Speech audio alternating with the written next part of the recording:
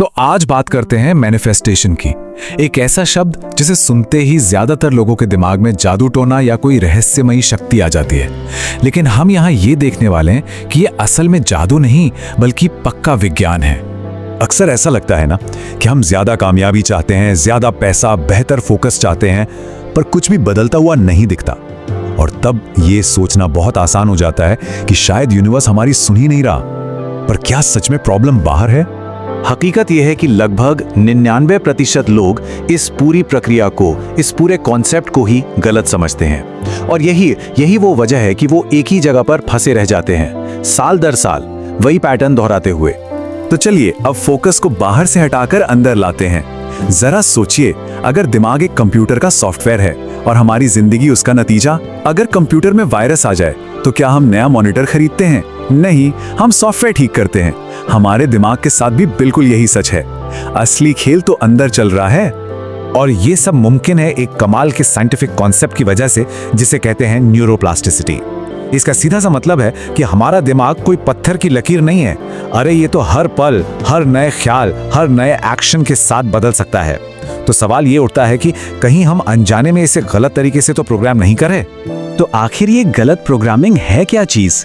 चलिए इसकी सबसे बड़ी गलत फहमी से शुरू करते हैं, यानी कि पॉजिटिव थिंकिंग का वो जाल जिसमें ना जाने कितने लोग उलझे हुए हैं। हमें हमेशा से यही बताया गया है, बस अच्छा सोचो सब अच्छा होगा।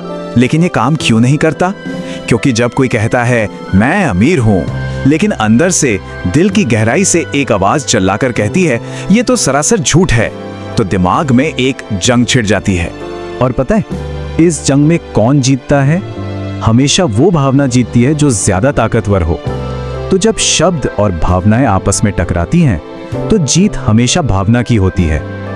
इमोशनल यकीन के बिना आपकी पॉजिटिव बातें सिर्फ एक शोर हैं जो कभी भी आपके पुराने गहरे प्रोग्राम को बदल नहीं सकती। ठीक है, तो अगर सिर्फ पॉजिटिव सोचना काफी नहीं है तो फिर मोटिवेशन का क्या? क्या हमें बस काम करने के लिए मोटिवेटेड महसूस करने का इंतजार करना चाहिए? यहीं पर दूसरा सबसे बड़ा जाल सामने आता है। मोटिवेशन एक फीलिंग है, आज है कल शायद ना हो, इस पर भरोसा नहीं किया जा सकता। असली बदलाव मोटिवेशन के पीछे भागने से नहीं बल्कि एक ऐसा सिस्टम बनाने से आता है जो हमें एक्शन लेने पर मजबूर कर दे, चाहे मूड कैसा भी हो। जैसे रात में ही जिम के कपड़े निकाल कर रख लेना या काम के लिए एक फिक्स टाइम तय कर लेना, भले ही मन हो या ना हो। जो लोग असल में बदलाव लाते हैं वो अनुशासन के पीछे नहीं भागते, वो अपना माहौल डिजाइन करते हैं। मतलब वो अच्छी आदतों को आसान और बुरी आदतों को मुश्किल बना देते हैं। सोचिए, अगर फ्रिज में सिर्फ हेल्दी खाना हो तो हेल्दी खाना कितना आसान हो जाता है ना? बस यही है माहौल को डिजाइन करना। और माहौल को डिजाइन करने का यही आइडिया हमें उस सबसे गहरी सच्चाई तक ले जाता है जो ये तय करती है कि हमें असल में जिंदगी में मिलता क्या है। ये बात सोचने का नजरिया हमेशा के लिए बदल सकती है। ये एक बहुत बड़ा, मतलब बहुत ही बड़ा आइडिया है।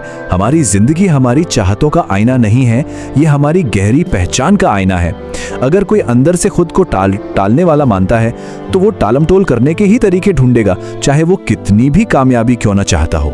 तो फिर एक नई पहचान बनाई कैसे जाती है? ये 3 चीजों के मेल से बनती है। पहला, विचार, यानी उस नई हकीकत का ब्लूप्रिंट। दूसरा, भावना, जो उस ब्लूप्रिंट में जान डालती है। और तीसरा, एक्शन, जो हमारे दिमाग को ये सबूत देता है कि ये नई पहचान ही अब असली है। तो अगर ये सब एक सिस्टम है तो फिर इसे बदलना इतना मुश्किल क्यों लगता है? चलिए हमारे अंदर छिपे उन दुश्मनों को देखते हैं जो हमें आगे बढ़ने से रोकते हैं। और देखिए, ये कोई पर्सनल कमजोरी नहीं है, ये तो हमारे पुराने प्रोग्राम की सेटिंग है। हमारे दिमाग का पहला काम हमें कामयाब बनाना नहीं बल्कि हमें सुरक्षित रखना है। परफेक्शनिज्म, यानी सब कुछ परफेक्ट होगा तब शुरू करूंगा, और टालमटोल, यानी कल से करूंगा, ये सब उसी डर के बहाने हैं। अच्छा, अब जब हम समस्या और अंदर के दुश्मनों को समझ गए हैं तो सवाल ये है कि इसका हल क्या है? इस अंदरूनी रुकावट को पार कैसे किया जाए?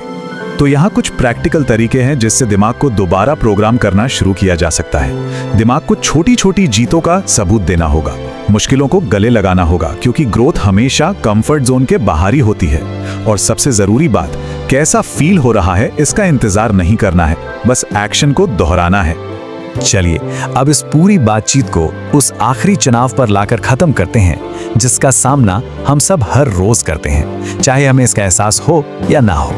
पूरी बात का निचोड़ बस इतना ही है, हमारी पहचान, हमारी हकीकत और हमारा भविष्य हमारी बड़ी बड़ी इच्छाओं से नहीं, बल्कि हमारे छोटे छोटे रोज के कामों से बनता है।